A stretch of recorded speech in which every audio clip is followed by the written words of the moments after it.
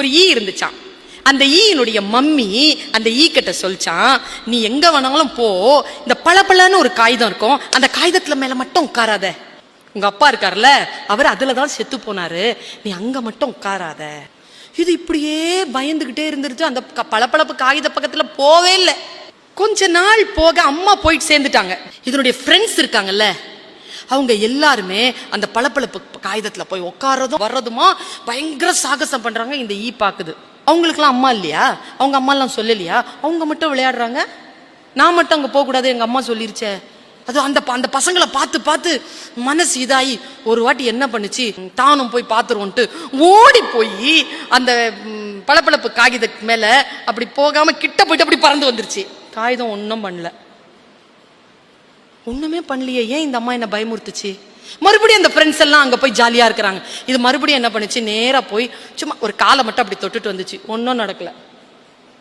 பாரு, அது நம்ம போயிட்டு வரோம், அது ஒன்றும் செய்யல, எங்க அம்மா இதை வேணான்னு சொல்லிச்சேன்னு மறுபடியும் போய் கொஞ்ச நேரம் பறந்து பறந்து திரிஞ்சு அது மேல உட்காந்துச்சு. பாருங்க, இவ்வளவு பிரமாதமா இருக்கு. ஏன்னா தன் முகம் தானே தெரிகிறது, பளபளப்பாக இருக்கிறது, வழுக்குது.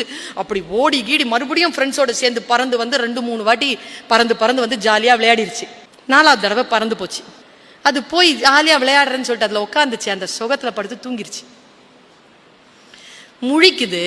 முழிச்சா தன்னுடைய ஒரு ரெக்கை இருக்குல்ல, அதான் அந்த காகிதத்துல ஒட்டிக்குச்சு. அதால பறக்க முடியல. பறக்க இழுக்குது. கண்டிப்பா அது பறக்கணும்னா அந்த ரெக்கையை அது இழந்தாகணும். நான் இங்க கதையை நிறுத்துறேன். அது ரெக்கையை இழந்துச்சா வாழ்க்கையை இழந்துச்சாலாம் நான் கதை சொல்ல விரும்பல. அந்த ஈ என்ன பண்ணுச்சு, எது நமக்கு பாவம், எது நமக்கு விளக்கப்பட்டிருக்கிறதோ அதன் மீது மோகம் கொண்டு ஒன்னும் கிடையாதுன்னு கிட்ட போயிட்டு வரோம். 4 வாட்டி 5 வாட்டி போயிட்டு வரும்போது ஒன்னும் இல்ல, ஜாலியா தான் இருக்குது. ஆனால் போய் கடைசியாக சிக்கிக் கொள்கிறோம். அப்படிப்பட்ட மாய வலைதான் இந்த பளபளப்பு காகிதம். அந்த காகிதம் இருக்குல்ல, குடியாக இருக்கலாம், போதையாக இருக்கலாம், சிகரெட்டாக இருக்கலாம், தகாத உறவாக இருக்கலாம், இது எல்லாம் வலைகள். முதலில் போனால் சுகமாகத்தான் இருக்கும், ஒன்னும் பெரிய ஆபத்தா தெரியாது. ஆனால் ஒரு விபத்தோ ஒரு ஆபத்தோ ஏற்படுத்தாமல் அந்த பழக்கங்களில் இருந்து நீங்கள் வெளியில் வரவே முடியாது என்பதுதான் வாழ்க்கையின் நிதர்சனமான சத்தியம். ஒன்று சொல்லுகிறேன் குழந்தைகளை, மனதில் நினைவுபடுத்திக் கொள்ளுங்கள், சில சந்தோஷங்கள் இல்லாமல் நாம் வாழ்ந்துவிட முடியும். அந்த சந்தோஷம் என்கின்ற போதைக்குள் போய் சிக்குகின்ற பொழுது அதனால் வரக்கூடிய வேதனைகள் நம்முடைய வாழ்க்கையில் வராதபடிக்கு சிந்தித்து பார்த்து செய்கையை மாத்து.